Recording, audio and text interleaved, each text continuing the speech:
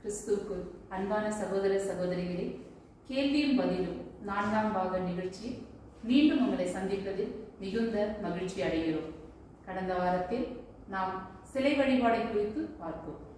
சிலை வழிபாடு என்றால் என்ன, விக்கிரகம் எப்படி வந்தது, இதை குறித்து தேவனுடைய கட்டளை என்ன, சிருஷ்டியா சிருஷ்டிகர் யார், சிருஷ்டி ஏன் சிருஷ்டிகரை விட்டு சிருஷ்டிகளை தொழுது கொண்டார்கள், தேவனுடைய படைப்புகளிலே பிரதான படைப்பு மனிதன், மனிதனுக்கு தேவன் கொடுத்த கட்டளை என்ன, கனியை புசிக்க கூடாது என்பதை.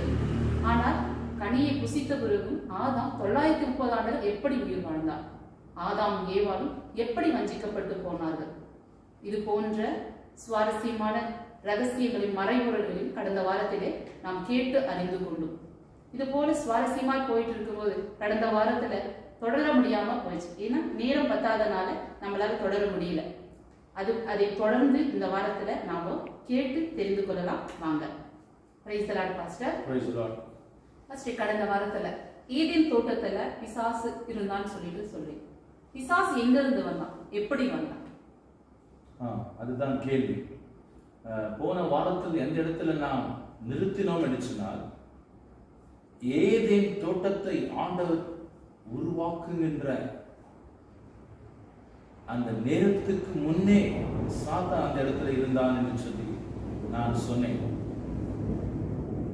அதுக்கு முன்னே அந்த ஆண்டவர் சிருஷ்டிகளை படைக்கும் போது, படைத்த நேரத்தில், சிருஷ்டிகளை உருவாக்கிய நேரத்தில் எல்லா சிருஷ்டிகளை குறித்து வேதம் தெளிவாக சொல்கிறது. ஆனால் அந்த இடத்துல சாத்தானை அவர் உருவாக்கினதாய் வேதம் சொல்லவில்லை. இது ஒரு மறைபொருள், இது ஒரு வேதத்தில் காணப்படுகிற காரியம், அது ஒரு ரகசியமாக இருக்கிற காரியம். எப்படி சாத்தான் அங்க வந்தான்? அதுதான் நாம் வாசிக்கின்ற ஆதியாகமம் 1ஆம் அதிகாரம் 1ஆம் வசனத்தை நாம் வாசிக்கிறோம். அந்த வசனத்தை வாசிக்கிறோம். ஆதியாகமம் 1ஆம் அதிகாரம் 1ஆம் வசனம் 2ஆம் வசனம். ஆதியிலே தேவன் வானத்தையும் பூமியையும் சிருஷ்டித்தார். பூமியானது ஒழுங்கின்மையும் வெறுமையுமா இருந்தது. ஆழத்தின் மேல் இருள் இருந்தது. தேவ ஆவியானவர் ஜலத்தின் மேல் அசைவாடி கொண்டிருந்தார். வேதம் சொல்கிறது, ஆண்டவர் ஆதியிலே வானத்தையும் பூமியையும் சிருஷ்டித்தார். அந்த 1ஆம் வசனத்தில் 2 பிரிவுகள் இருக்கிறது. ஒன்று, தேவன் வானத்தையும் பூமியும் சிருஷ்டித்தது. அதோடு சேர்ந்த வசனம் என்ன சொல்கிறது? பூமியானது ஒழுங்கின்மை வெறுமை, ஆழத்தின் மேல் இருள் இருந்தது. 3 காரியங்கள் இருக்கு. நன்றாக கவனிக்க வேண்டும். இதை கேட்டுக்கொண்டிருக்கிற எல்லோருமே நன்றாக தெளிவாக இதை புரிந்து கொள்ள வேண்டும். ஒன்றாவது முதல் என்ன இருந்தது? ஒழுங்கின்மை. அடுத்து வெறுமை, ஆழத்தின் மேல் இருள் இருந்தது. 3 காரியங்கள் இருந்தது. இப்போ நாம் ஒரு பொருளை எடுத்துக்கொள்வோம். ஒரு கடியாரத்தை எடுத்துக்கொள்வோம், இல்லைன்னா ஒரு மொபைல் எடுத்துக்கொள்வோம், ஒரு டிவி எடுத்துக்கொள்வோம். இந்த டிவியை, இந்த மொபைலை உருவாக்கினது யார்? மனிதன். அப்போ அந்த மனிதன் அதை நேர்த்தையாய் உருவாக்குகிறார். அப்படின்னு அர்த்தம். இப்ப அந்த மொபைலுடைய சைஸ் பார்க்கும்போது நீளம் எவ்வளவு நீளம் இருக்கிறதோ, மேல் பாகம் கீழ் பாகமும் சரியாக அதே நீளத்தோடு, அகலம் எவ்வளவு இருக்கிறதோ அதே அகலத்தோடு, ஒருவேளை வைத்துக் கொள்ள உதாரணத்துக்காக அகலம் 4 அங்குலம் இன்ச்சஸ் இருந்தால், வலது பக்கமும் 4 அங்குலம் இன்ச்சஸ் அதே அளவில் தான். அப்போ அதிலே குறைவுகள் காணப்படாதபடிக்கு அதிலே ஆணவிட அந்த ப்ராடக்டை, அந்த பொருளை அதாவது வாங்குகிறவர்கள் அதிலே குறைகளை பார்க்காதபடிக்கு அதை தெளிவாக நேர்த்தியாக சிருஷ்டிக்கிறார்கள். யார்? மனிதன். இப்பொழுது வேதம் 1ஆம் வசனம் சொல்கிறது, ஆதியிலே தேவன் வானத்தையும் பூமியையும் சிருஷ்டித்தார். அப்போ வானத்தையும் சிருஷ்டித்தார், பூமியையும் சிருஷ்டித்தார். வசனம் அப்படித்தானே சொல்லுது, பூமியை சிருஷ்டித்தார். ஆனால் பூமிக்குள்ள என்ன இருந்ததான்? ஒழுங்கின்மை. அப்போ ஆண்டவர் படைத்த ஒவ்வொரு சிருஷ்டிகளும் எல்லாவற்றையும் அவர் நேர்த்தையாக அந்த சிருஷ்டிகளில் எந்த குறை இல்லாதபடிக்கு சிருஷ்டித்திருக்கிறார். இப்போ நம்ம மனிதன் எடுத்துக்கொள்வோம். இப்போ இடது காதும் வலது காதும் பார்ப்பதற்கு ஒரே விதத்தில் ஒரே மாதிரியா இருக்கிறது. இடது கண்ணும் வலது கண்ணும் ஒரே மாதிரி இருக்கிறது. அப்போ ஆண்டவர் படைத்த எல்லா சிருஷ்டிப்பிலும் கோணமானதாய், குறை இல்லாததாய், மறுபடியும் ஒழுங்கு இல்லாததாய், அதாவது பூர்ணப்படாத எந்த சிருஷ்டிப்பையும் அவர் சிருஷ்டிக்கவில்லை. ஆனால் அந்த ஆண்டவர் ஆதியிலும் வானத்தையும் பூமியும் சிருஷ்டித்தார் என்ற வசனம் அடுத்து பூமியானது என்று சொல்ல வருகிறது. இந்த வசனத்துக்கும் இந்த வசனத்துக்கும் எடை, அதாவது பல வருடங்களுடைய கேப் தியரி என்று அழைக்கப்படுகிறது. இது ஆங்கிலத்தில் கேப் தியரி என்று சொன்னால், இந்த வசனத்துக்கும் இந்த வசனத்துக்கும் நடுவில் எத்தனையோ ஆயிரக்கணக்கான கணக்கில்லாத வருடங்கள், காலங்கள் அந்த வசனத்தில் மறைவாக இருக்கிறது. இந்த இரண்டு வசனங்களுக்குள்ள அவ்வளவு காலங்கள் இருக்குதுங்க. அதை பத்தி இன்னும் தெளிவா நாங்க கேட்க விரும்புறோம். நிச்சயமா இந்த வசனங்களை பார்க்கும்போது இந்த அந்த ரெண்டு பாகங்கள் இருக்கிறது. ஆண்டவர் வானத்தையும் பூமியும் படைத்தார், சிருஷ்டித்தார் என்ற வசனத்துக்கும், பூமியானது என்று சொல்கிற அந்த வசனத்தை ஆரம்பிக்கிற அந்த நேரத்துக்கும் பல ஆயிரக்கணக்கான ஆண்டுகள் இருக்கலாம். அதுக்கு அதாவது சொல்ல முடியாத அந்த வருடங்கள் அந்த வசனங்கள் மத்தியில் காணப்படுகிறது. இந்த வசனங்கள் மத்தியில் காணப்படுகிற இந்த விளக்கங்கள் தான் ஏசாயா 14ஆம் அதிகாரத்திலும் எசேக்கியேல் 28ஆம் அதிகாரத்திலும் கொடுக்கப்பட்டிருக்கிறது. இதற்குரிய இந்த வசனங்களை நாம் வேதத்திலிருந்து பார்க்கலாம். இப்பொழுது முதல் உதாரணத்துக்காக ஏசாயா 14ஆம் அதிகாரம் 12ஆம் வசனத்திலிருந்து தொடர்ந்து நிதானமாய் வாசிங்க.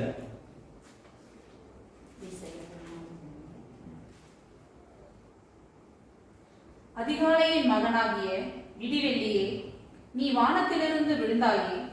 ஜாதிகளை ஈனப்படுத்தினவனே, நீ தரையிலே விழ வெட்டப்பட்டாயே.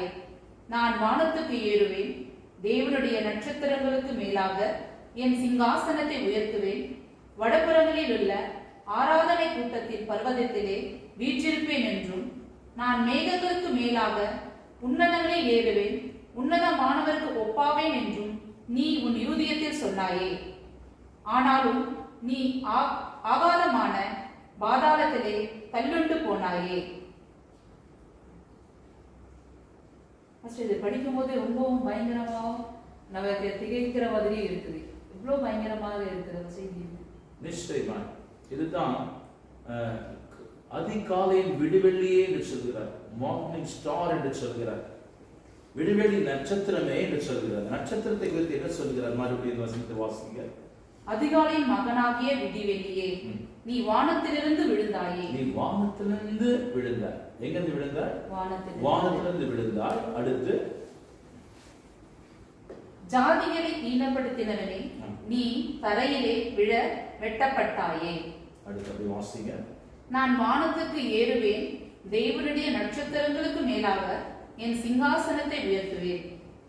வடபுறங்களில் உள்ள ஆராதனை கூட்டத்தின் பர்வதத்திலே வீற்றிருப்பேன் என்றும், நான் மேகங்களுக்கு மேலாக உன்னதங்களில் ஏறுவேன், உன்னதமானவருக்கு ஒப்பாவேன் என்றும் நீ உன் இருதயத்தில் சொன்னாயே. ஆனாலும் நீ அகாதமான பாதாளத்திலே தள்ளுண்டு போனாய். இந்த வசனம் என்ன சொல்கிறதுனா, வானத்திலிருந்து தள்ளப்பட்ட நட்சத்திரம், விடிவெள்ளி நட்சத்திரம் என்று சொல்லி ஆண்டவர் சொல்கிறார். அப்பொழுது தேவனுக்கு சமமாகுவேன், தேவனுடைய ஆராதனை கூட்டத்துக்கு என்னை உயர்த்தி கொண்டு போவேன். அவர் ஆராதனைக்கு தகுதி உள்ளவராக இருக்கிறபடியால் நானும் அந்த ஆராதனைக்கு தகுதி உள்ளவனாய் தேவதூதர்களும் உயர்ந்தவர்களும் என்னை போற்ற வேண்டும் என்று சொல்லி அவன் மேட்டிமடையில் நான் இருந்திருக்கிறேன்.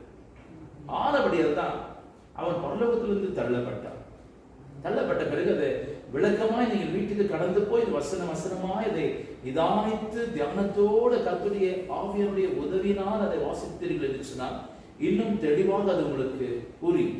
இப்போ ஒரு உதாரணத்தை கொடுக்கிறேன். அந்த பூமியானது எப்படியா இருந்தது? ஒழுங்கின்மையா இருந்தது, வெறுமையா இருந்தது, ஆழத்தின் மீது இருள் இருந்தது. இந்த 3 காரியங்கள். இப்பொழுது ஒரு உதாரணத்துக்கு நான் சொல்லுகிறேன்.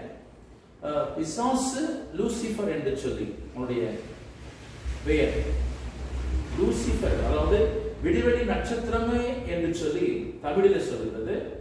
ஆங்கில மொழியில் என்று சொல்கிறது லூசிபர் என்று சொல்கிறது. லூசி என்று சொன்னால் வெளிச்சம், பிரகாசம். ஃபர் என்று சொன்னால் மகன் கிரேக் மொழி. அதாவது நம்ம சயின்ஸ்ல வருகின்ற அதாவது உதாரணங்களை பார்க்கும்போது லூசிபர், லூசிபரா, லூசிபரஸ் இப்பேற்பட்ட காரியங்கள் வருகிறது. இப்போ ஒளி எப்படியாக உண்டாகிறது என்பதற்கு விளக்கம் அப்படியாக கொடுக்கிறார்கள். லூசிபர் என்று சொன்னால் ஒளியின் தூதன், ஒளியின் மகன் என்ற அர்த்தமாகும். ஆங்கிலத்தில் இப்படியாக சொல்கிறது. இப்பொழுது ஒரு உதாரணத்துக்கு நான் உங்களுக்கு உதாரணம் கொடுக்கிறேன். உங்களுக்கு ஒரு மின்னல் வானத்திலிருந்து கீழே விழுகிறது வச்சுக்கோங்க. அப்போ ஒரு மின்னல் வானத்திலிருந்து கீழே விழும் போது, பூமி மேல் விழும் போது, ஒரு மரத்தின் மேல் விழும் போது அந்த மரத்துக்கு சேதம் ஏற்படுகிறது. ஒரு கட்டடத்தின் மேல் விழும் போது அந்த கட்டடத்துக்கு சேதம் ஏற்படுகிறது. ஒரு பூமியில இந்த இடி விழும் போது அந்த இடத்துல ஒரு சேதம் உண்டாகிறது. ஏன் சேதம் உண்டாகும்? நீங்க சொல்லுங்க. வானத்திலிருந்து இடி விழுறதுனால, இல்ல மின்னல் அந்த வேகத்துல வர்றதுனால அந்த இடத்துல சேதம் உண்டாகும். அதோட வெளிச்சத்தினால அப்படின்னு சொன்னா ஒரு சக்தி, ஒரு வல்லமை. நம்ம பாருங்க, அந்த இடி மின்னல் அதிகமா இருக்கும் போது நம்முடைய மின்சார கருவிகளை என்ன பண்ணணுமா, சுவிட்ச் ஆஃப் பண்ண வேண்டும், அதை ஆஃப் செய்ய வேண்டும், அதை நிறுத்திவிட வேண்டும் என்று சொல்லி எல்லா மக்களும் சொல்கிறார்கள். மற்றும் நம்ம பெரிய பெரிய கட்டடங்கள் லைட்னிங் கண்டக்டர் என்று சொல்லி ஒரு கம்பியை போல ஒரு உயரமான கட்டடத்தில் மேலே வைத்திருப்பார்கள். அதிலிருந்து ஒரு ஒயர் கனெக்ஷன் கொடுத்து அதை பூமியில விட்டிருப்பார்கள். அப்படின்னு சொன்னால் இந்த இடி மின்னல் விழும் போது அந்த கட்டடத்தை தாக்காதபடிக்கு அந்த வைத்திருக்கிற அந்த கருவின் மூலமாக அந்த லோகத்தின் அந்த மெட்டல் அங்க வைக்கப்பட்டது இருந்தோ வேற ஒரு அந்த பொருட்கள் மேல இறங்கி அந்த மின்னல் அப்படியே பூமிக்கு கடந்து போகும்படி அந்த லைட்னிங் கண்டக்டர் வைக்கிறார்கள். உயரமான பில்டிங் வைக்கிறாங்க. அப்படியே அந்த மின்னல் கீழே விழும்போது ஒருவேளை ஒரு டிரான்ஸ்பார்மர் ஒரு 25,000 வோல்ட்ஸ் உள்ள ஒரு டிரான்ஸ்பார்மர் இருந்துச்சு. ஒருவேளை இந்த மின்னல் அந்த டிரான்ஸ்பார்மர்ல மேல விழுந்தாக்க அந்த டிரான்ஸ்பார்மர் எரிஞ்சு போயிடும். ஏன்னு சொன்னா இது 25,000 வோல்ட்ஸ், இது பூமியில இருக்கிற டிரான்ஸ்பார்மர். அப்போ ஆகாயத்துல உருவாக்கப்படுகிற இந்த மின்னல் பல லட்சங்கள், பல கோடி வோல்டேஜ் நிறைந்தவை. அந்த ஒரு விசை மின்னல் வரும்போது, ஒரு விசை இந்த இடி வரும்போது எவ்வளோ லட்சக்கணக்கான வோல்டேஜ், கரண்ட், மின்சாரம் அங்க உற்பத்தி ஆகுது. அந்த உற்பத்தியை இப்ப இருக்கிற கருவிகள் மூலமா அதை நாம் சேர்த்து வைக்க முடியாமல் இருக்கிறது. அந்த பவர் வேஸ்ட் ஆகிறது. அந்த ஒரு விசை 2 விசை இடி மின்னல் உருவாகும் போது அது ஏறக்குறைய நம்முடைய ஏரியாவுக்கு ஒரு வாரத்துக்கு மின்சாரம் அதில் உற்பத்தி ஆகிறது. அப்போ லட்சக்கணக்கான கோடிக்கணக்கான மின்சாரத்தின் வோல்டேஜ், அந்த பவர், வல்லமை, ஒரு வல்லமை. ட்ரெயின் ஓடுகிறது, எப்படி ஓடுது? எவ்வளவு பெட்டிகள் இருக்குது? 20 பெட்டி, 25 பெட்டி, ரூட்ஸ் எவ்வளவு பெருசு. அப்போ அந்த மின்சாரத்தின் வல்லமை என்ன பண்ணுது? இவ்வளோ வேலை செய்கிறது. அப்போ அந்த மின்சாரத்துக்கு ஒரு வல்லமை இருக்கிறது. அப்போ மனிதன் கண்டுபிடிச்ச மின்சாரத்துக்கு ஒரு வல்லமை இருக்கிறது. இது ஆண்டவர் படைத்த படைப்பு, இடி மின்னல். அப்போ இந்த இடி மின்னல் வரும்போது இந்த பூமியில கணக்கிட முடியாத வோல்டேஜ், மின்சாரம், பவர் கீழே விழுகிறது. எங்க விழுகிறது? ஒரு பூமி மேல் விழுகிறது, ஒரு கட்டடத்தின் மேல் விழுகிறது, ஒரு மரத்தின் மேல். மரம் தீஞ்சி போகிறது. ஒரு டிரான்ஸ்பார்மர் மேல விழுந்தாக அந்த டிரான்ஸ்பார்மர் எரிந்து போகிறது. ஏன்னா அது ஒரு வல்லமை. அப்போ ஒரு இடி இந்த பூமி மேல் விழும்போது ஒரு அபாயம், ஒரு அழிவு உண்டாகிறது. அப்போ லூசிஃபரை குறித்து நாம் பேசிக் கொண்டிருக்கிறோம். லூசிஃபர் ஒளியின் தூதன் என்று சொல்கிறார். இந்த ஆண்டவர் 3 விதமான தூதர்களை படைத்திருக்கிறார் பரலோகத்தில். முதலாவதாக மிகாவேல், லூசிஃபர், காபிரியேல் என்று சொல்லி ஒவ்வொரு கோடான கோடி தூதர்கள் ஆண்டுடைய சிங்காசனம் சுற்றிலும் இருந்தார்கள் என்று வெளிப்படுத்தும் விசேஷத்தில் அநேக அதிகாரங்களில் வாசிக்கிறோம். கோடான கோடி தூதர்கள், அந்த கோடான கோடி என்ற 10,000 upon 10,000s of angels சொல்கிறது. இந்த கணக்கை சரியாக கணக்கிட்டு பார்க்கும்போது இந்த 3 தூதர்களுக்கு கீழே காணப்படுகிற தூதர்களுடைய சரியான கணக்கு அதாவது ஒத்து மொத்தம் முழுமையாக அங்க வெளிப்படுகிறது. மிகாவிலின் கீழே 333 கோடி, லூசிஃபரின் கீழே 333 கோடி, காபிரியேலின் கீழே 333 கோடி தூதர்கள் கணக்கு சரியாக வருகிறது. அப்படின்னு சொன்னால் மிகாவேலுடைய வல்லமை அதிகமான வல்லமையான தேவ தூதர்கள், சாதாரணமான இல்லை. தேவனோட இருக்கிறவர்கள், அவர்கள் தேவன் சொல்லுகிற வேலைகளை செய்கிறவர்கள், அவர்கள் பெரிய மகிமையில் இருக்கிறார்கள். அடுத்து 2வது ஸ்தானத்தில் இருந்தவர் தான் லூசிஃபர். 3வது ஸ்தானத்தில் இருக்கிறவர் தான் காபிரியேல். அதாவது மரியாதை அண்டை வந்து நற்செய்தி சொன்னவர். அடுத்து தானியேலுடைய புத்தகத்தில் பார்க்கும்போது 8-9ஆம் அதிகாரத்தில் நற்செய்தி சொல்லுகிறார். இப்படிப்பட்ட காரியங்கள் கடந்து வரப்போகிறது என்று சொல்லி தானியேலிடத்தில் கடந்து வரும்போது அந்த தேவதூதனை பார்த்த உடனே செத்தவனை போல் தானியேல் கீழே விழுகிறார். ஆமா, அது மத்தேயு 28ஆம் அதிகாரத்தோடு கொடுக்கப்பட்டிருக்கிறது. தேவதூதன் இறங்கி வந்தான காவலாளிகள் செத்தவர்களை போல் விழுந்து போனார்கள். அந்த தேவ தூதர்கள் வல்லமை உள்ளவர்கள் அவர்கள். இந்த மாம்சத்தில் அந்த வல்லமை நாம தாங்க முடியாது. அதனால 2வது, அதாவது ஆண்டவருக்கு அடுத்து 3 ஸ்தானங்கள் இருக்கிறது. அதில் வல்லமையான 3 விதமான தேவதூதர்களை பார்க்கிறோம்.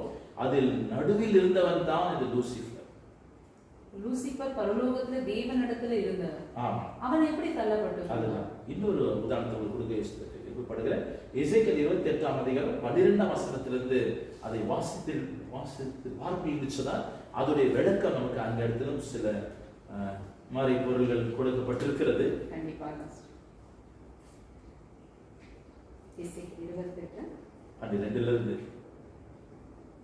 மனுபுத்திரனே, நீ தீரு ராஜாவை குறித்து புலம்பி அவனை நோக்கி, கர்த்தராகிய ஆண்டவர் உரைக்கிறது என்னவென்றால், நீ விசித்திரமாய் செய்யப்பட்ட முத்திரை மோந்திரம், நீ ஞானத்தால் நிறைந்தவன், பூரண அழகுள்ளவன், நீ தேவனுடைய தோட்டமாகிய ஏதேனிலே இருந்தவன், பத்மராகம், புஷ்பராகம், வைரம், படிகப்பச்சை, கோமேதகம், ஸ்தம்பி, இந்திரநீலம், மரகதம், மாணிக்கம் முதலான சகலவித ரத்தினங்களும் பொன்னும் உன்னை மூடிக்கொண்டிருந்தது. நீ சிருஷ்டிக்கப்பட்ட நாளில் உன் மேல வாத்தியங்களும் உன் நாதஸ்வரங்களும் உன்னிடத்தில் ஆயத்தப்பட்டிருந்தது. நீ காப்பாற்றுவதற்காக அபிஷேகம் பண்ணப்பட்ட கேரு, தேவனுடைய பரிசுத்த பர்வதத்தில் உன்னை வைத்தேன். அக்கினிமயமான கற்களின் நடுவே உலாவினார். போதும். நீங்க என்ன சொல்கிறது? எவ்வளவு அழகான இடத்துல ஸ்தானத்துல அவர் வச்சிருக்கிறார். அப்ப எப்படி விழுந்து போனார்? வேதம் சொல்கிறது லூசிஃபரை ஆண்டவர் ஆங்கிலத்தில் எப்படி சொல்ல, you are perfect in beauty என்று சொல்கிறார். ரொம்ப அழகாக உருவாக்கினார் தேவதூதர்களை ஆண்டவர். 2வது தேவதூதனாகிய இந்த லூசிஃபரை கூட ஒளியின் தூதர் என்று சொன்னார். son of light, angel of light.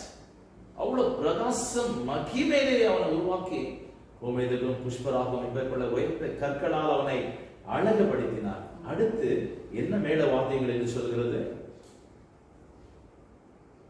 நீ காப்பாற்றுகிறதற்கு அபிஷேகம் பண்ணப்பட்ட கேரு, தேவனுடைய பரிசுத்த பர்வதத்தில் உன்னை வைத்தேன்.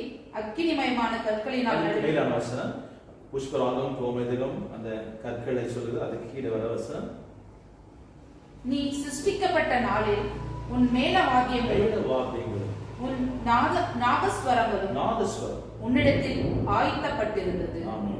அப்படின்னு சொன்னா ரெண்டாவது, இந்த லூசிஃபர் வந்துட்டு ஆண்டவருக்கு விரோதமான காரியத்தை யோசித்தான். என்ன யோசிக்கிறான்? ஆண்டவரை ஏன் நாம் போற்ற வேண்டும்? ஆண்டவரை ஏன் ஆராதிக்க வேண்டும்? நான் அந்த ஸ்தானத்துக்கு போக வேண்டும். அவருடைய ஆராதனை கூட்டத்துக்கு சமமாக என்னுடைய சிங்காசனத்தை வைத்துவேன் என்று சொன்னார். அதுக்கு காரணங்கள் இருக்கிறது. அதாவது மேல வாத்தியங்கள், அடுத்து நாதஸ்வரம் என்று சொல்லுது. இது என்னத்தை குறிப்பிடுகிறது? மேல வாத்தியங்கள், rhythm instruments, drum set, tabla, conga, rhythm instruments. நாதஸ்வரம் என்று சொல்லி இது வந்து மியூசிக் மெயின் இன்ஸ்ட்ருமெண்ட் அப்படின்னு சொன்னா, ஆண்டவர் ஆராதனை கூட்டத்தில் இருந்தவன் என்று சொல்கிறார். அந்த ஆராதனை கூட்டத்தில் இந்த லூசிஃபருக்கு ஒரு வேலை கொடுத்திருந்த ஆண்டவர் கேருபாக அவன் அபிஷேகித்திருந்தார். அவனுடைய வேலை என்னவென்று சொன்னார்? கர்த்தரை மேல வாத்தியங்களை வாசித்து, இசை கருவிகளை வாசித்து தேவனை ஆராதிக்கும்படி, தேவனை துதிக்கும்படி அந்த மியூசிக்கல் இன்ஸ்ட்ருமெண்ட்ஸை குறித்து சொல்லுகிறது. எப்படி நம்ம சபையில இன்றைக்கு எல்லா இன்ஸ்ட்ருமெண்ட்ஸை போட்டு வாசிச்சு தேவனை துதிக்க ஆராதிக்கிறோமோ, அதே போல பரலோகத்தில் இந்த மேல வாத்தியங்களை, நாதஸ்வரங்களை, எல்லாம் இசை கருவிகளை வாசித்து தேவனை துதிப்பதற்காகவே உருவாக்கப்பட்ட கேருப் இவன் அப்படின்னு சொன்னால், இன்னும் கீழே நீங்க வாசித்து பாருங்க. நீ சிருஷ்டிக்கப்பட்ட நாள் துவங்கி உன்னில் அநியாயம் கண்டுபிடிக்கப்பட்டது மட்டும் உன் வழிகளில் குறையற்றி இருந்தாய். ஆண்டவர் சொல்றாரு, லூசிஃபரே, உன்னை எந்த நாளிலிருந்து நான் உருவாக்கினோம், அந்த நாளிலிருந்து உனக்குள் குற்றம் இருக்கல. நீ நேர்மையா இருந்த, நான் கொடுத்த அந்த பதவிக்கு நீ உண்மையுள்ளதா இருந்த. ஆனால் உனக்குள்ள என்ன வந்தது? மேட்டிமி வந்தபடியா நாம என்று சொன்னேன், அதற்காகவே நீ தள்ளப்பட்டாய் என்று சொல்லுகிறது. அந்த மேல வார்த்தைகளை குறித்து வாசிக்கிற வசனத்தை கீழே அப்படியே வாசிங்க. உன் வியாபாரத்தின் மிகுதியினால் வாசித்தீங்கள மேல கோமேதகம், மேல வார்த்தை. நீ தேவனுடைய தோட்டமாகிய ஏதேனில் இருந்தவன். பத்மராகம், புஷ்பராகம், வைரம், படிகப்பச்சை, கோமேதகம், எஸ்பி, இந்திரநீலம், மரகதம், மாணிக்கம் முதலான சகலவித ரத்தினங்களும் பொன்னும் உன்னை மூடிக்கொண்டிருந்தது. அவ்வளவு அழகாய் அலங்கரித்திருக்கிறார் ஆண்டவர். விலை உயர்ந்த கற்களால் பொன்னினாலும் அவனை உருவாக்கி இருக்கிறாரு. அவனை பார்த்து சொல்கிறார், நீ எங்க இருந்தார்? ஏதேன் தோட்டத்தில். அப்போ என்னுடைய அட்ரஸ், என்னுடைய அதாவது விலாசம் கொடுக்கப்பட்டிருக்கிறது. இது எங்க இருந்தா? அப்போ ஏதேன் தோட்டத்தில். அடுத்த வருஷத்தை அப்படியே வாசிங்க. வாசித்த வசனத்திலிருந்து, நீ சிருஷ்டிக்கப்பட்ட நாளில் உன் மேல வாத்தியங்களும் உன் நாகஸ்வரங்களும் உன்னிடத்தில் ஆயத்தப்பட்டிருந்தது. நீ காப்பாற்றுவதற்காக அபிஷேகம் பண்ணப்பட்ட கேரு, தேவனுடைய பரிசுத்த பர்வதத்தில் உன்னை வைத்தேன். அக்கினிமயமான கற்களின் நடுவில் உலாவினாய். ஆண்டவர் சொல்கிறார், அக்கினிமயமான கற்கள். பரலோகத்தில் அக்கினி இருக்கிறது. அப்போ தேவனுடைய வல்லமை, தேவனுடைய அக்கினை மத்தியில் அவங்க உலாவுகிறதுக்கு அந்த பதவியை ஆண்டவர் கொடுத்தார். அவன் மேட்டிமையால் பெருமை அடைந்தபடியாக அவன் தள்ளப்பட்டான். அந்த தள்ளப்பட்ட இரண்டாவது தூதனாய் வல்லமையோடு இருந்தான். அந்த தள்ளப்பட்ட அந்த ஃபோர்ஸ், அந்த பவர், மின்சாரம் அல்ல, பூமியுடைய வல்லமை அல்ல, சூரியனுடைய வல்லமை அல்ல, பரலோகத்தில் இருக்கும்படி அவ்வளவு மகிமையால் சிருஷ்டிக்கப்பட்ட அந்த தேவதூதனுடைய அந்த தேவன் தள்ளின போது அந்த பவர் வந்து கீழே விழுந்தபடியா பூமி நிலை மாறி போனது. அதனால பூமி ஒழுங்கின்மையும் வெறுமையும். ஒழுங்கின்மை வெறுமை. அப்போ ஒழுங்கின்மை என்னச்சுன்னா, இப்போ டேபிள் அழகா வச்சிருக்கிறீங்க, இந்த செடி அரேஞ்ச் பண்ணிருக்கிறீங்க, இந்த ஸ்கிரீன் எல்லாம் அழகா அரேஞ்ச் பண்ணிக்கிறீங்க. ஒழுங்கின்மைனா இந்த டேபிளை தூக்கி அந்த பக்கம் போட்டுருது, இந்த செடி அப்படியே படக்க வச்சிருது, இந்த மொபைலை தூக்கி அங்கே ரோட்ல போட்டுருது. இதெல்லாம் ஒழுங்கின்மை. அப்படின்னா அரேஞ்ச்மெண்ட் இல்லாதது. ஒழுங்கு இருக்குல்ல, ஒழுங்கா வச்சிருக்கிறாங்க, அந்த ஒழுங்குபடுத்திருக்கு. அப்போ அங்க இருந்த ஒழுங்கை என்ன பண்ணா ஒழுங்கின்மையா மாற்றி. அப்போ அந்த கேப் பீரியட், இடைக்காலம் இருக்கிறது அந்த மத்தியத்துல. அது எவ்வளவு அந்த இடைக்காலத்தின் மத்தியில நேரிட்ட காரியம் தான் இது. அடுத்து ஆண்டவர் அந்த வெறுமை, ஒழுங்கின்மை, இருள். அப்போ தேவன் வல்லமை, மகிமை, பிரகாசத்தை பெற்றிருந்த இவன் தேவனுக்கு விரோதமாய் பாவம் செய்யும் போது அவன் இருளாக பூமியில் தள்ளப்பட்டான். அவன் தேவன் கொடுத்திருந்த அந்த ஒளியை அவன் இழந்து போனான், அந்த வஸ்திரத்தை இழந்து போனான். எப்படி ஆதாம் ஏவாளை கொடுத்த இந்த மகிமை வஸ்திரத்தை இழந்து போனார்களோ அப்படி அந்த பதவியிலிருந்து அவன் நீக்கப்பட்டு அவன் பூமியில தள்ளப்பட்டபடியால் இந்த பூமிக்கு மேற்பட்ட காரியங்கள் நேரிட்டது. விழத்தள்ளப்பட்ட அந்த தூதனானவன் ஏதேன் தோட்டத்துல விழத்தள்ளப்பட்டு போனான, இல்ல பூமியின் மீது. எப்படி ஆதாம் ஏவாள் வஞ்சிக்கப்பட்டான்? தேவதூதன் பரலோகத்திலிருந்து விழுந்து போனதனால பூமி வெறுமையும் ஒழுங்கின்மையும் ஆயிடுச்சு. அப்போ விழுந்து போன தேவதூதன் என்ன ஆனா? அதுதான் சரியான கேள்வி. இதுவரைக்கும் நாம் கேட்டுக்கொண்டிருந்தது என்னத்தை பற்றி? அந்த வல்லமையான தேவதூதன் லூசிபராய் ஒளி தூதனாய் இருந்தவன், அந்த மகிமையிலே ஒளியில் இருந்தவன் பாவம் செய்து தேவனுடைய மகிமையை இழந்தவனாக கீழே விழுகிறான். விழுந்த உடனே நீங்க சொன்ன காரியம், நாங்கள் அதாவது சொல்லிக் கொண்டிருக்கிற காரியங்கள் வெறுமை, ஒழுங்கின்மை, இருள், இந்த மூன்று காரியம் கடந்தது. பூமி தாறுமாறாக ஆயிடுச்சு. அந்த வசனத்தை நீங்க தொடர்ந்து வாசிக்கலாம், வீட்டுக்கு கடந்து வாசிக்கலாம். வாசித்தால் இந்த பூமியை தாறுமாறு ஆக்கினவன் நீர்தானா என்று ஜனங்கள் சொல்வார்கள் என்று சொல்லி ஒரு வசனத்தை ஆண்டு குறிப்பிடுகிறார். அதில் அந்த பூமியை அவர் தாறுமாறாக்கினார் என்று சொன்ன ஆண்டவர் அதை அழகா படைச்சிருந்தாரு. அந்த படைப்பை, அந்த வல்லமை கீழே வந்து விழும்போது இவர்பட்ட சேதங்கள் இந்த பூமிக்கு நேரிட்டது. ஒன்று. அடுத்து அந்த ஒன்றாம் வசனத்தை விட்டுட்டு இரண்டாம் வசனத்துக்கு நீங்க வரும்போது வாசிய இரண்டாம் வசனம், ஆதியாகமம் 1ஆம் அதிகாரம் 2ஆம் வசனம். பூமியானது ஒழுங்கின்மையும் வெறுமையுமா இருந்தது, ஆழத்தின் மேல் இருள் இருந்தது, தேவ ஆவியானவர் ஜலத்தின் மேல் அசைவாடி கொண்டிருந்தார். அங்க மறுபடியும் அந்த வசனம் கொடுக்கப்படுகிறது. ஒழுங்கின்மை, வெறுமை, இருள் இருந்தது, ஆனாலும் தேவ ஆவியானவர் அந்த ஜலத்தின் மேல் அசைவாடி கொண்டிருந்தார். இந்த ஜலம் எப்படி இருந்தது? ஒழுங்கின்மை, வெறுமை இருந்தது, நீர் இருந்ததா சொல்லு, ஆனா ஜலத்தின் மேல் தேவ ஆவியானவர். வேதத்தில் அநேக ஆதாரங்கள் இருக்கிறது. ஆண்டவர் ஜலத்தின் மேல் தான் பூமியை உருவாக்கினார் என்று சொல்ற வசனம்.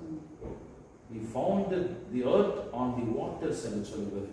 அப்போ ஆண்டவர் இந்த பூமியை உருவாக்கும் போது,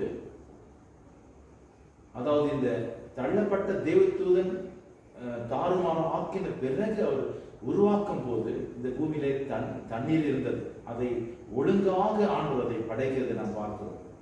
அங்கே ஆவியானவர் அசைவாடி கொண்டிருந்தார் என்று சொல்லி, அப்பொழுது ஆண்டவர் தொடர்ந்து அந்த சிருஷ்டியை அங்கே சிருஷ்டிக்கின்றார், உருவாக்கி கொண்டு வருகிறார்.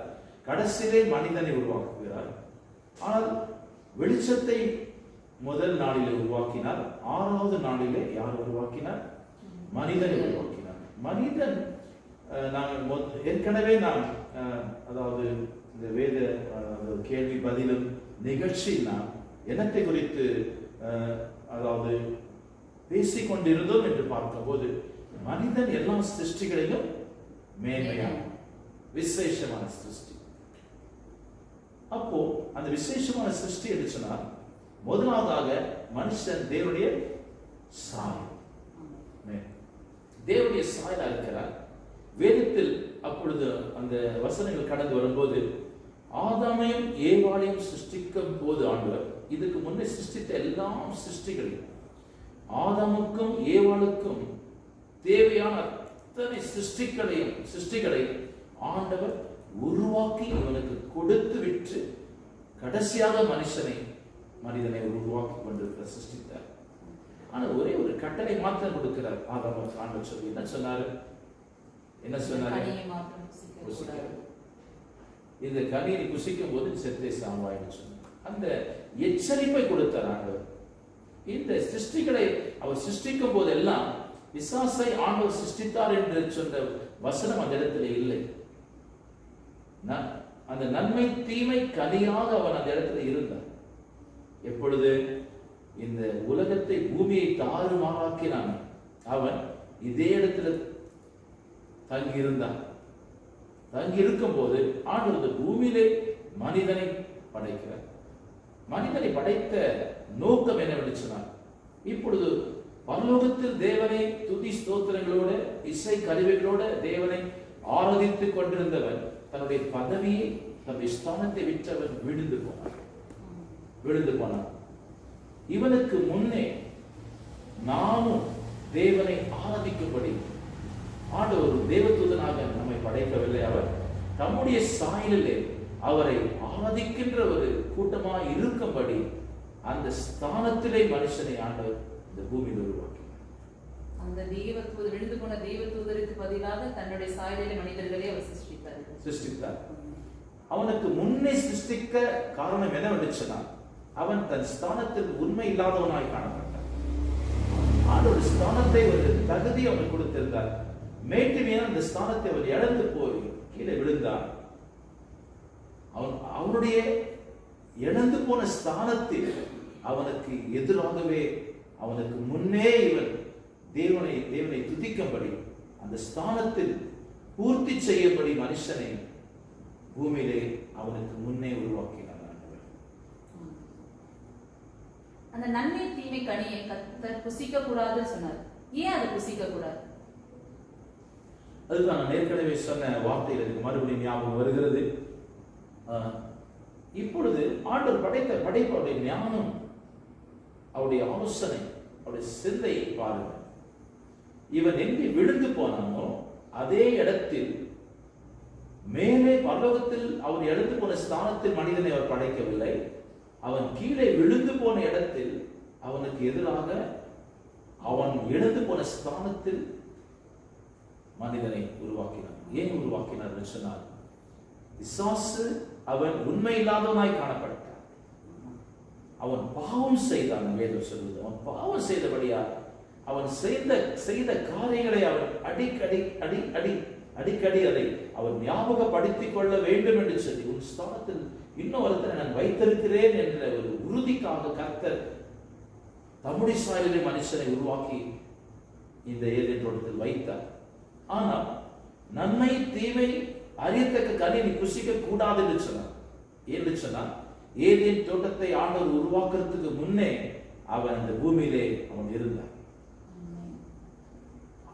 மட்டுமல்லாமல் அவருடைய ஸ்தானத்தை மனுஷனுக்கு ஆண்டவர் கொடுத்திருக்கிறார் என்பது அவனுக்கு நன்றாக தெரியும். அதனால நான் இழந்து போன விழுந்து போன ஸ்தானத்தில் இவன் இருக்கிறானே என்று சொல்ற ஒரு போராமை பொச்சரிப்பு சாத்தானுடைய இதயத்தில் இருக்கிறது. ஆனபடியால் அவன் என்ன நினைக்கிறான்னு சொன்னா, நான் மகிமை இழந்து போய் இந்த கதியில் விழுந்திருக்கிறேன், அதை போல ஆண்டவர் எனக்கு பதிலாக உருவாக்கப்பட்ட இந்த மனுஷன், அவன் ஆண்டுடைய சாயலிலே உருவாக்கப்பட்ட மனுஷன், என்னை போல் அவனும் அந்த மகிமையை அற்றவனாக மகிமையில் இருந்தவன் தேவனுடைய ஸ்தானத்தை அவனும் விட்டு கீழே விழ வேண்டும் என்ற ஒரு போட்டி, ஒரு வைராகியம் அவனுக்குள்ள இருக்கிறதை ஆண்டவர் தெரியப்படுத்தித்தான் சொன்னார், இந்த கனி கிட்ட போகாத, இந்த கனி புசிக்காதன்னு சொன்னார். அப்போ அந்த விழ தள்ளப்பட்ட போனவன் தான் சாத்தானாக பிசாசாகவும் இந்த பூமியில இருக்கிறார். அப்போ அந்த பிசாசானவன் ஈதேன் தோட்டத்துல பாவன் மூலமா ஏன் வந்து வஞ்சித்தான்? அதுவும் நல்ல கேள்விதான். ஆண்டு உருவாக்கும் போது அநேக மிருகங்களை, சிருஷ்டிகளை, ஊரும் பிராணிகளை, கிரீப்பிங் கிராலிங் என்று சொல்கிறது, பூமியில் ஊரும் பிராணிகள், அதாவது வயிற்றில் நகர்ந்து போகிற புழுக்கள், இப்பேற்பட்ட காரியங்கள் அவற்றை உருவாக்கினார். 3ஆம் அதிகாரத்தில் 1ஆம் வசனத்தில் அது ரொம்ப தெளிவாக சொல்லப்பட்டது. அந்த வார்த்தை மாத்திரம் வாசிங்க. 3ஆம் அதிகாரம் 1ஆம் வசனம். தேவனாகிய கர்த்தர் உண்டாக்கின சகல காட்டு ஜீவன்களை பார்க்கிலும் சர்ப்பமானது தந்திரமுள்ளதா இருந்தது, அது ஸ்திரீயை நோக்கி. வேதம் சொல்கிறது shrewd என்று சொல்கிறது, கன்னிங் என்று சொல்கிறது. தமிழ் என்ன சொல்கிறது? தந்திரம். தந்திரம் என்ன அர்த்தம்? ஏமாற்றுகிறது. இப்ப உதாரணம் சொல்றேன், இது தங்கம் இல்ல, இது பித்தளை, இது வெங்கலம் இல்ல, இது வெங்கலம் இல்ல, இது தங்கம், இது பிளாஸ்டிக், இது பிளாஸ்டிக் இல்ல, இது தங்கம். அப்படி ஏமாத்துகிறது தான், வஞ்சிக்கிறது தான் தந்திரம். இருக்கிறத அப்படியே சொல்லுகிறது தந்திரம் அல்ல. இல்லாததை சொல்லுகிறது தான், இருக்கிற மாதிரி சொல்லுகிறது தான் தந்திரம்.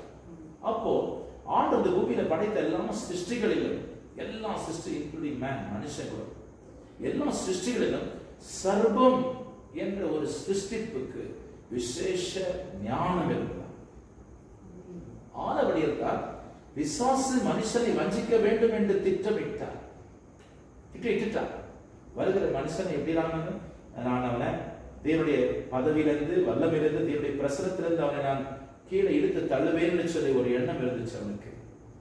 இப்பொழுது அவன் யோசிக்கிறான், இந்த ஏவலை ஏமாற்ற வேண்டும், இந்த ஆதாமை எப்படி ஏமாற்றுவது யோசித்து அவன் இந்த மிருகத்தின் வழியாய் சாயலிலே வடிவமாக அவன் அந்த சர்வத்தின், இந்த பாம்பின் வடிவத்தை இவன் ஏற்றுக்கொண்டு அந்த வடிவத்தில் தன்னை மாற்றிக்கொண்டு கடந்து வந்தான். அப்போ ஏதேன் தோட்டத்தில் அநேக மிருகங்களை உருவாக்கினார், சிருஷ்டித்தார் இருக்கு. சர்ப்பமானது பேசினது என்று சொல்லப்படுது. அப்போ மிருகங்கள் எல்லாம் பேசினதா, இல்ல சர்ப்பத்தை மட்டும் தான் அந்த இடத்துல பேசினது?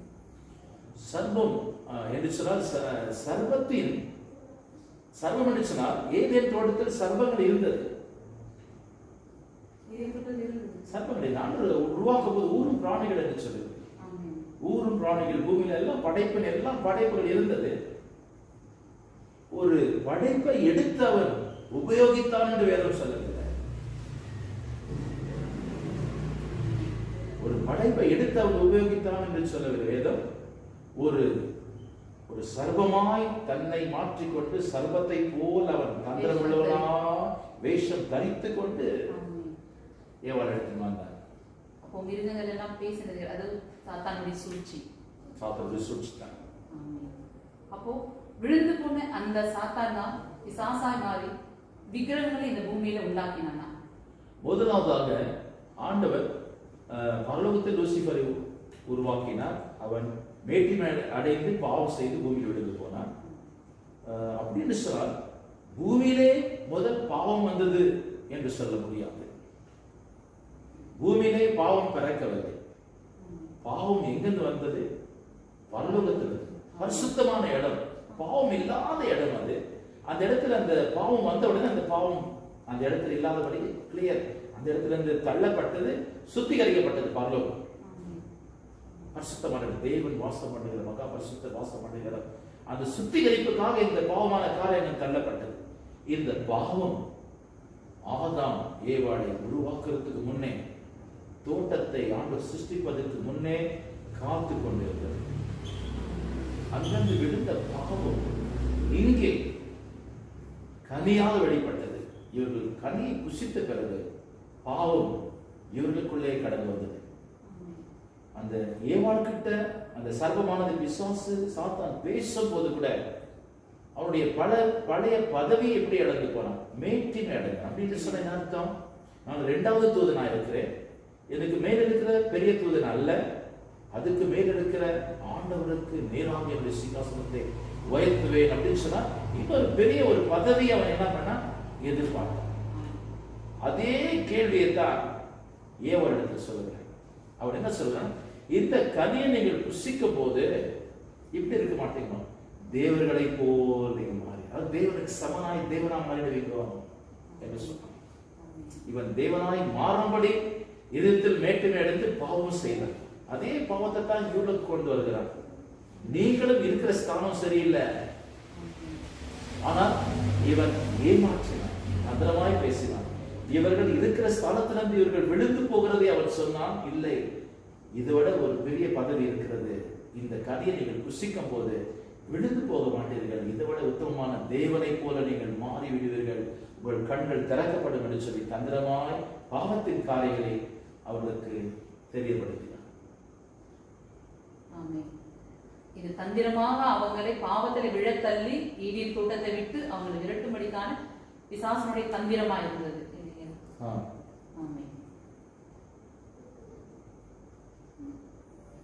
நிச்சயமல்லாமல் அப்பொழுது ஆதாமும் ஏவாளும் பாவம் செய்தவர்களாய் ஏதேன் தோட்டத்திலிருந்து துரத்தப்பட்டார்கள். இன்னொரு வேறு உதாரணத்தை கொடுத்து இந்த ஸ்டடி நம்ம சீக்கிரத்தில் முடித்துக் கொள்வது நலமாக இருக்க நினைக்கிறேன். நேரிலும் காத்து கொண்டிருப்பார்கள். இதுக்கு அடுத்த என்ன வரப்போகிறது, என்ன சுவாரஸ்யமான ஒரு காரியம் வெளிப்பட போகிறது சொல்லி. நிச்சயமாகவே தேவனுடைய சத்தியத்தில் வேதத்தில் காணப்படுகிற அந்த அர்த்தங்களை, அந்த மறை பொருள்களை தேவன் நமக்கு வெளிப்படுத்த வேண்டும். இந்த வேதத்தின் வசனங்களை நாம் நன்றாக புரிந்து கொள்ள வேண்டும். ஆனால் இன்றைக்கு ஜனங்கள் இந்த வேத வசனத்தை வாசிக்கிறதை விட்டுவிட்டு, வேதத்தின் அறிவு இல்லாமல், வேதத்தை சரியாக வாசிக்காமல் திருதர்சன கூட்டம், உபாச கூட்டம், திறப்பின் வாசல் கூட்டம் என்று சொல்லி கூட்டங்களுக்கு அலைந்து கொண்டிருக்கிறார்களே ஒழிய, தேவன் இவர்களோடு பேசும்படி, தேவன் பேசும்படி தெரிந்து கொண்ட ஒரே ஒரு மார்க்கம் வேத வசனம். இப்பொழுது மனிதர்கள் என்ன செய்கிறார் என்று சொன்னால், தேவனை விட்டுவிட்டு தெய்வ மனிதர்களிடத்தில் ஓடி போகிறார்கள். மறுபடியும் நான் வருகிறேன். இப்பொழுது நம்முடைய காரியங்களை முடித்துக் கொள்ளும் சீக்கிரத்தில். லூசிபர் என்று சொன்னால் என்ன அர்த்தம் என்று சொன்னால், ஒளி, பிரகாசம், பயங்கரமான ஒளி. அப்போ பாவம் செய்யும் போது அவன் தேவனுடைய மகிமையை, ஒளியை அற்றுப்போனான். அப்படின்னு ஆண்டு கொடுத்திருந்த பிரகாசம், மகிமை அவனுக்கு இல்லாமல் போனது. அந்த பதவி நீக்கப்பட்டார். அதனால இருளை போல இருளாகவே பூமியில் வந்து விழுந்தார். ஆண்டவர் முதலாக சிருஷ்டியாக வெளிச்சம் உண்டாக கடவுள் என்று சொல்கிறார். வெளிச்சம் உண்டாயிற்று. First creation. பூமிக்கு என்ன தேவை என்பதை அவர் முதல் வெளிச்சம். சரி, இன்னொரு காரணம் சொல்லி முடிக்கிறேன். இப்பொழுது லூசிபர் பாவம் செய்ததுனால தேவனுடைய மகிமை அற்று போய் அவன் இருளாக, அந்தகாரமாக, அவனுக்கு தேவன் கொடுத்த மகிமையின் வஸ்திரத்தை, இந்த மகிமையின் உடையை அவன் இழந்து போனான். இப்பொழுது இவர்கள் புசிக்க வேண்டாம் என்று சொன்ன கனியை இவர்கள் என்ன செய்தார்கள்? புசித்தார். வேதம் சொல்கிறது, அவர் அந்த கனியை புசித்த உடனே அவர்கள் நிர்வாணிகளாய் எண்ணப்பட்டார்கள். அதுவரைக்கும் அந்த எண்ணம் இல்லை அவர்களுக்கு. நான் நிர்வாணமா இருக்கிறேன் என்று சொன்னார். என்ன அர்த்தம்? தேவன் கொடுத்திருந்த மகிமை அவர் சாய்ந்து கொடுத்தார். இப்போ ஒரு 200 வாட்ஸ் பல்பு, 200 வாட்ஸ் பல்பை நீங்கள் எரியும் போது, மின்சாரத்தில் இருக்கும்போது, வல்லமை இருக்கும்போது அந்த பல்புக்குள்ள என்ன இருக்கிறது என்பதை நம்மால் பார்க்க முடியாமல் போகிறது. ஏன்னா அந்த பிரகாசம், அதே அந்த பிரகாசம் இல்லாத நேரத்தில் அந்த பல்புக்குள்ள என்னென்ன இருக்கிறது என்பதை நாம் பார்க்க முடிகிறது. அப்போ ஆதமையும் ஏவாளையும் அந்த மகிமையானது மூடிக்கொண்டிருந்தது. லூசிபருக்கும் அப்படித்தான் மகிமை கொடுத்தார். அந்த மகிமை அவன் இழந்து போய் இருளாக மாறி போனான். அதே போல பாவம் செய்த உடனே மனுஷனும் தேவன் கொடுத்திருந்த மகிமையை இழந்து போனதால தன்னை விட்டு கடந்து போன அந்த மகிமை நினைத்து அவன் நிர்வாணமா இருக்கிறேன் என்று சொல்லும் போது தேவனுடைய மகிமை அற்று போனான். பிசாசு எந்த விதத்தில் தன்னுடைய மகிமை அற்று போனானோ அதே விதத்தில் மனுஷனையும் மோசம் போக்கி இவர்களும் தேவனுடைய ஸ்தானத்தை விட்டு கீழே விழுந்து போகும்படி அவன் செய்து. பரலோகத்திலிருந்து தேவ தூதன் கீழே விழுந்து போனான். அவன் கீழே விழுந்து போனான், மகிமை இழந்து இருளின் ஆழத்திலே தள்ளப்பட்டு போனான். அவனுடைய முடிவு என்னவாகுமோ? அவனு மனிதனானவனை வஞ்சித்து அவனுடைய மகிமையை இழந்து போக வைத்துட்டான். அவங்களுடைய முடிவு என்னவாகுமோ? இது நான் தெரிந்து கொள்ள மிகவும் ஆவலோடு இருக்கிறோம்.